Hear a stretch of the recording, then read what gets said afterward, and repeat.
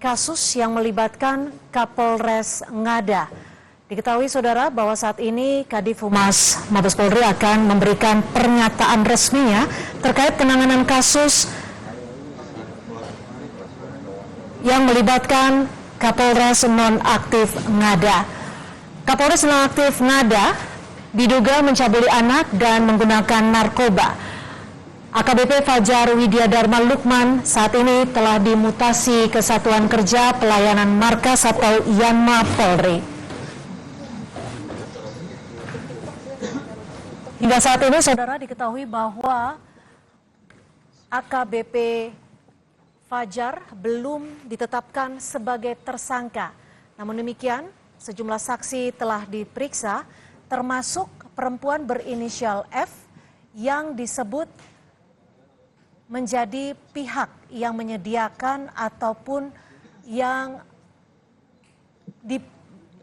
dipesan oleh AKBP Fajar untuk menyediakan anak yang didatangkan ke salah satu hotel di Kupang, NTT.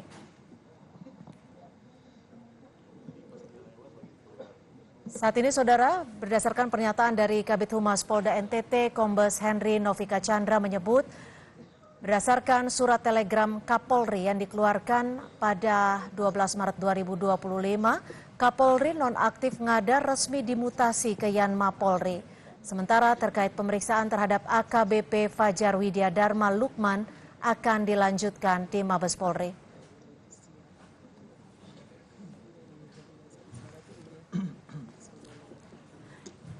Dan saat ini saudara, Kadif Humas Polri akan memberikan pernyataan resminya yang disebutkan akan menyampaikan terkait status dari AKBP Fajar. Namun demikian kita masih akan menunggu pernyataan resmi dari Kadif Humas Mabes Polri.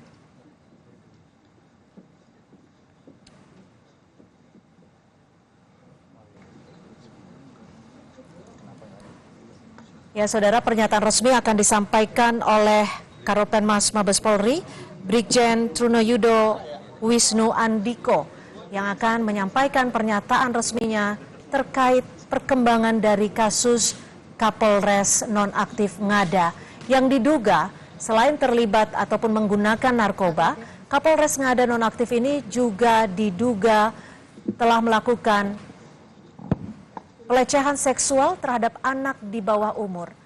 Peristiwa ini terungkap ketika kepolisian Australia memberikan informasi laporan kepada Hub Interpolri, maksud kami, terkait adanya video yang diunggah ke dalam situs dewasa di negara Australia. Saat ini saudara, sejumlah elemen masyarakat memberikan kecaman atas kasus yang melibatkan Kapolres Nonaktif Ngada. Salah satunya datang dari LPA NTT yang menyebutkan bahwa hukuman seberat-beratnya harus diberikan kepada Kapolres Nonaktif Ngada jika memang terbukti melakukan pelecehan seksual terhadap anak di bawah umur.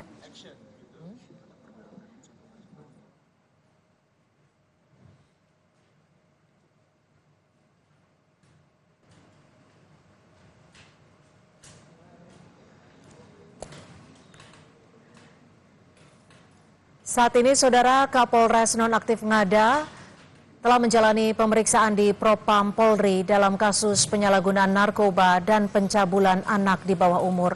Propam juga telah menjadwalkan pemeriksaan AKBP Fajar pekan depan.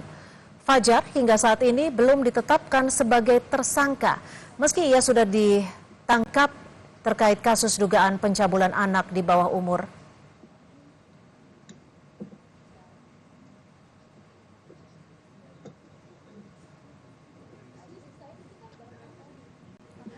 Ya, berdasarkan informasi yang kami terima dari lapangan saudara bahwa saat ini Mabes Polri juga akan memperlihatkan Kapolres Ngada dalam konferensi pers sore hari ini. Namun demikian kita tetap masih menunggu pernyataan resmi apa yang akan disampaikan dalam Karopenmas Divisi Mabes Polri ini.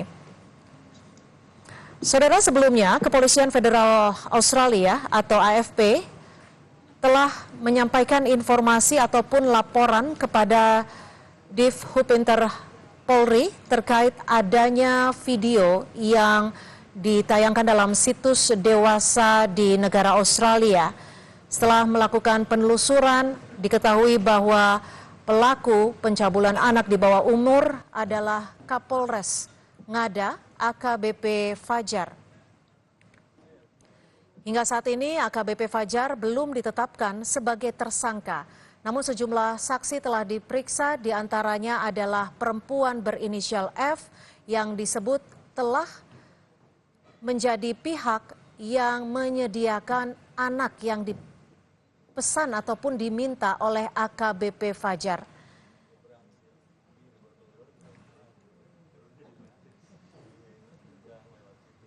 Dan hingga saat ini, saudara, sejumlah pihak juga masih menjalani pemeriksaan terkait dugaan pencabulan terhadap anak di bawah umur yang dilakukan oleh Kapolres Nonaktif Ngada, yang dimana memang disebut bahwa kasus ini tidak hanya mencoreng institusi Polri, tapi juga telah mencoreng nama Indonesia karena berkaitan dengan video yang diunggah dalam situs dewasa di Australia. AKBP Fajar diduga selain melakukan pencabulan terhadap anak di bawah umur, juga telah melakukan ataupun terlibat dengan narkoba. AKBP Fajar Widya Dharma melakukan tindakan pencabulannya ini pada 2024 lalu. Dan informasi ini telah diterima oleh Divisi Hupinter Polri pada Januari 2025. AKBP Fajar ternyata juga meminta seorang perempuan berinisial F untuk mendatangkan anak yang menjadi korban kejahatannya di sebuah hotel. AKBP Fajar memberikan uang 3 juta rupiah kepada perempuan berinisial F tersebut.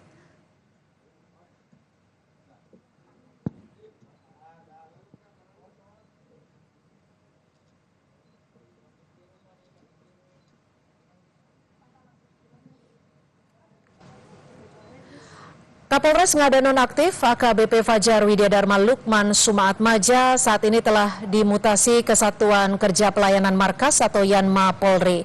Ini adalah perintah mutasi yang dikeluarkan oleh Kapolri setelah AKBP Fajar diduga memakai narkoba dan mencabuli anak di bawah umur.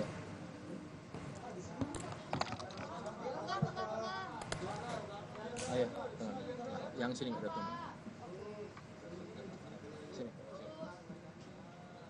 Dan saudara, ini adalah Kapolres Ngada Nonaktif yang AKBP Fajar yang memang sudah mengenakan baju berwarna orange. Ada kemungkinan AKBP Fajar telah ditetapkan sebagai tersangka, namun pernyataan resminya akan kita dengarkan sesaat lagi. Ya.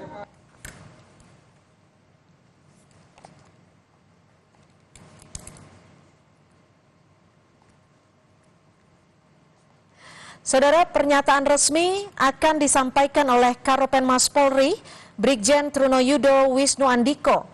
Saat ini tadi kita juga sudah menyaksikan bersama bahwa dalam keterangan persnya sore hari ini telah diperlihatkan AKBP Fajar yang memang diduga melakukan pencabulan terhadap anak di bawah umur dan juga melakukan ataupun menggunakan narkoba. Kapolres Ngada saat ini sudah dimutasi di Yanma Polri, namun belum ada pernyataan resmi apakah akan ditetapkan sebagai tersangka. Namun dari visual yang kita saksikan tadi, Kapolres Ngada Nonaktif telah menggunakan pakaian berwarna oranye yang memang biasanya digunakan oleh tersangka. Saudara, AKBP Fajar disebut telah membayar uang sejumlah 3 juta rupiah kepada seorang perempuan berinisial F yang diduga menyediakan anak-anak untuk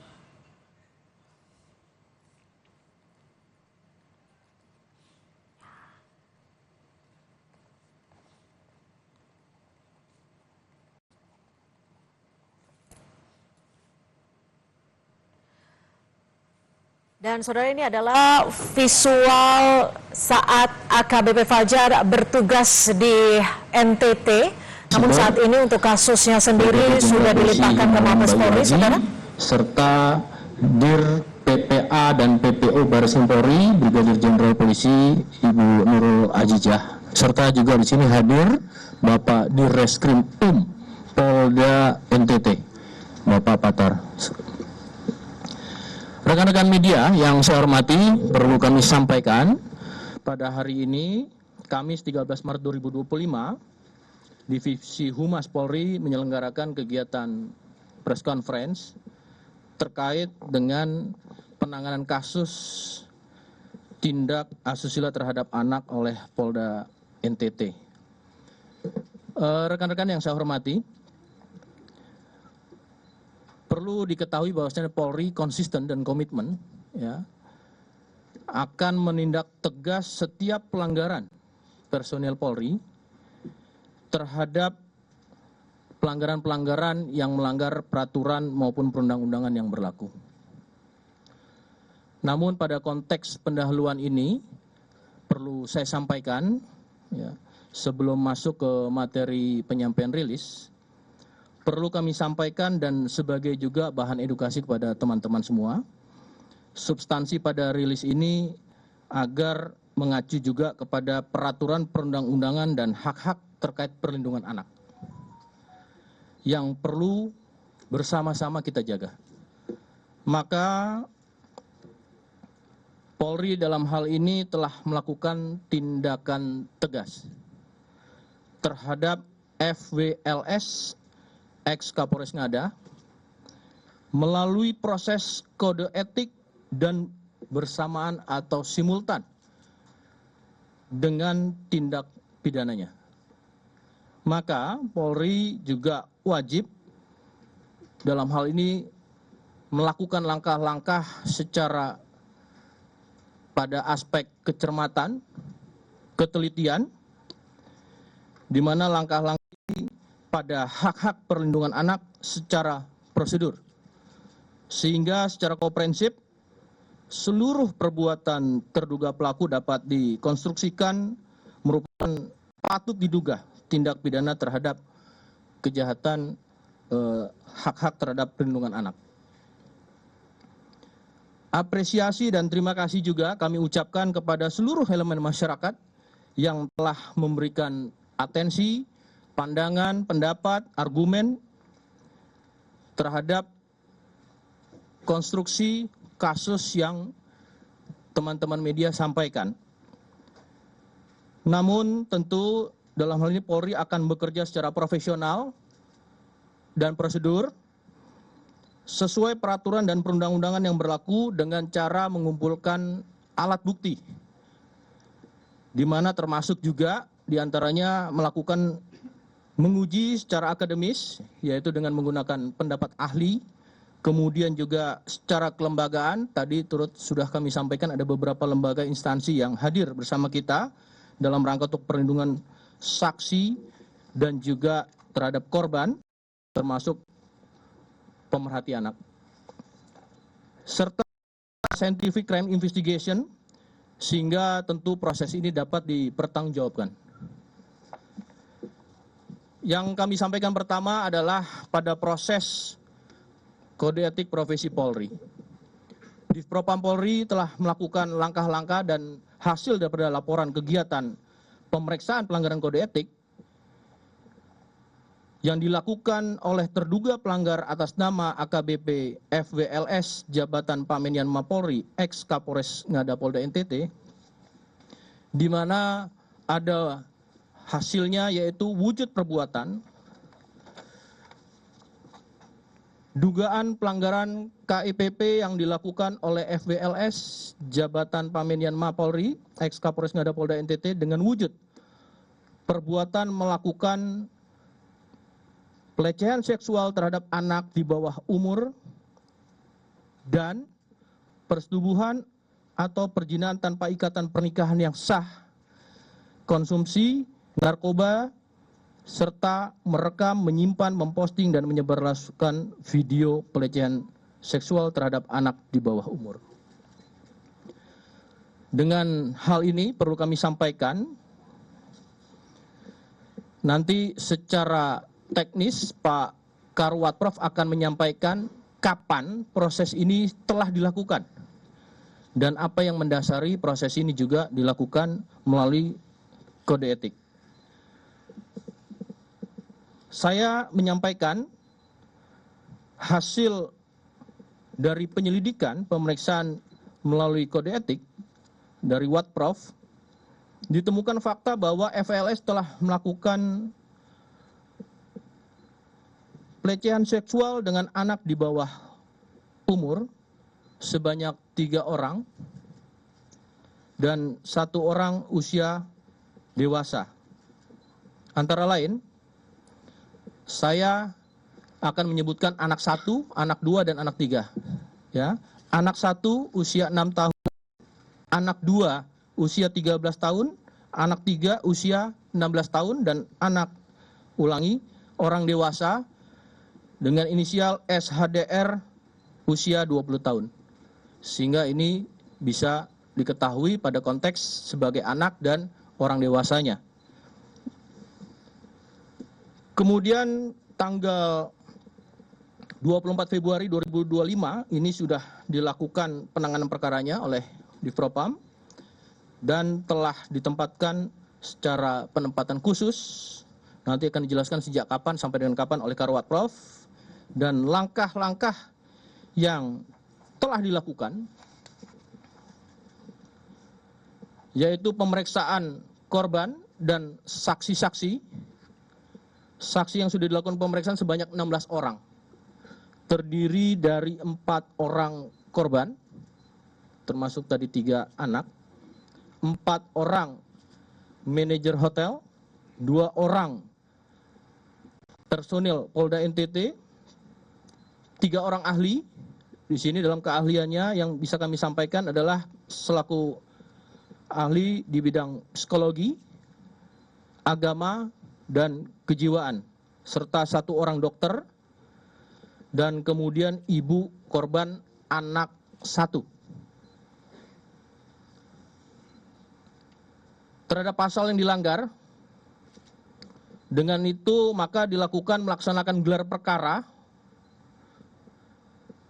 ke tahap pemeriksaan dan pemberkasan dengan kategori pelanggaran kode etik berat, di mana pasal yang dilanggar adalah pasal 13 ayat 1 Peraturan Pemerintah Republik Indonesia nomor 1 tahun 2003 tentang pemberhentian anggota Polri, pasal 8 huruf C angka 1, pasal 8 huruf C angka 2, pasal 8 huruf C angka 3, pasal 13 huruf D, pasal 13 huruf E, pasal 13 huruf F, pasal 13 huruf G angka 5 Peraturan Kepolisian nomor 7 tahun 2022 tentang kode etik profesi dan Komisi Kode Etik Polri.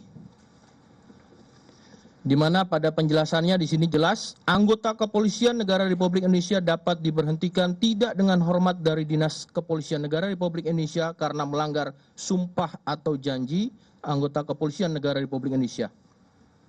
Pada berikutnya, setiap pejabat Polri dalam etika kepribadian wajib menaati dan menghormati norma hukum, dan setiap pejabat Polri dalam etika kepribadian wajib menaati dan menghormati norma agama.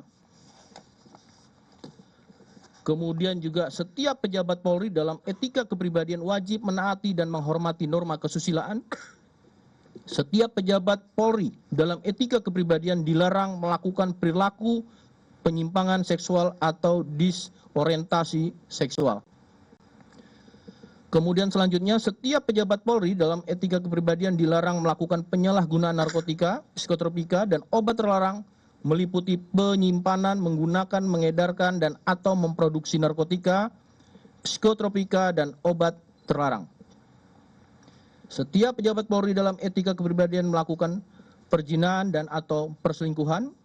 Setiap pejabat Polri dalam etika kepribadian dilarang menggunakan sarana media sosial dan media lainnya untuk aktivitas atau kegiatan mengunggah, memposting, dan menyebarluaskan pornografi dan porno aksi. Rekan-rekan, proses ini sudah berlangsung dan rencananya nanti akan disampaikan kapan akan dilakukan sidang KKEP oleh Karawat Prof. Maka dari itu kami persilakan terlebih dahulu untuk Karawat Prof bisa memberikan penjelasan. Terima kasih.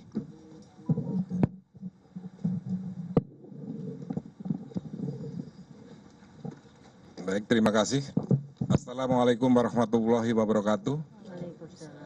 Salam sejahtera untuk kita sekalian. Om Swastiastu, Namo Buddhaya, salam kebajikan. Selamat menjalankan ibadah puasa bagi yang menjalankan ibadah puasa. Kami menambahkan penjelasan dari Bapak Karopenmas Divisi Humas Polri tentang penanganan kode etik AKBP FWLS ini, bahwa sesuai arahan Bapak Kadipropam, Polri dalam hal ini tidak pandang bulu dalam menegakkan hukum dan tidak mentolerir segala bentuk pelanggaran, khususnya yang mencederai kehormatan dan nilai-nilai institusi Polri. Di Propam Polri terhadap perkara ini, setelah ada informasi dari Divhubinter, telah melakukan pengamanan khusus di Propam dimulai tanggal 24 Februari sampai dengan hari ini tanggal 13 Maret, sehingga 3 minggu di Propam Polri sudah bergerak menangani ini dengan melakukan langkah-langkah yang tadi disampaikan Pak Karopenmas. Karena ini menyangkut anak, sehingga kita harus betul-betul mendasari ketentuan yang berlaku dengan menambah permasalahan baru lagi. Dan awalnya memang kita tes urin, hasilnya positif, dan inilah dasar mempatsusnya anggota Polri tersebut. Dan sampai kita melaksanakan gelar perkara, di Propam melaksanakan gelar perkara, dan ini adalah kategori berat. Sehingga pasal yang disampaikan Pak Karopenmas tadi adalah pasal yang berlapis dengan kategori berat, dan kita juntokan PP 1/2003 tentang pemberhentian anggota Polri. Selanjutnya, di Propam Polri akan melaksanakan sidang kode etik terhadap terduga pelanggar, direncanakan hari Senin tanggal 17 Maret 2025. Dan hari ini dari di Treskrim Nusa Tenggara Timur dengan di backup Dir PPA dan PPO Baris Krim Polri telah melaksanakan rangkaian, dan tentunya nanti akan dijelaskan kembali oleh Pak Karopenmas, dan hari ini statusnya adalah sudah menjadi tersangka dan ditahan di Baris Krim Polri. Demikian Pak Karopenmas, terima kasih. Terima kasih Pak Karawat Prof. Rekan-rekan, tadi saya sudah sampaikan kasus ini secara simultan ya, antara kode etik dan tindak pidana berlangsung bersamaan. Maka untuk terlebih dahulu saya sampaikan kasus yang ditangani oleh Polda NTT, baik itu Propam maupun dari Bareskrim, telah melakukan asistensi sejak awal. Maka dari itu memasuki apa yang langkah-langkah dilakukan dalam proses penyidikan, kami persilakan kepada Dir PPA PPO Bareskrim Polri untuk menjelaskan secara konstruktif dari aspek asistensi dan sejauh ini seperti apa. Nanti juga akan dijelaskan apa langkah yang sudah dilakukan oleh penyidik Polda NTT, Direktorat atau Pak Direktur Reskrim Polda NTT nanti menjelaskan. Kami persilakan kepada Direktur PPA PPO Bareskrim Polri. Bismillahirrahmanirrahim. Terima kasih Bapak Karopenmas, Brigjen Pol Truno Yudo. Assalamualaikum warahmatullahi wabarakatuh. Salam sejahtera untuk kita semua. Om Swastiastu, Namo Buddhaya, salam kebajikan. Yang saya cintai dan saya banggakan, rekan-rekan media, pada sore hari ini kami ingin menyampaikan bahwa terkait dengan kasus ini, dengan berdirinya Direktorat Tindak Pidana perlindungan perempuan dan anak dan pemberantasan perdagangan orang, maka kami melaksanakan tugas dan fungsi sebagai pembina fungsi melalui asistensi, dan kemudian kami juga melaksanakan backup untuk mendukung penanganan kasus tindak asusila terhadap anak tersebut. Kemudian tak lupa kami juga senantiasa melakukan koordinasi secara intens terhadap pihak-pihak internal, yaitu penyidik PPA, Ditreskrim Polda NTT, dan juga dengan stakeholder terkait untuk memastikan bahwa akan terwujudnya penegakan hukum yang presisi, yaitu profesional, transparan, dan akuntabel, serta responsif, beretika, dan berkeadilan sebagai bentuk komitmen dari kami.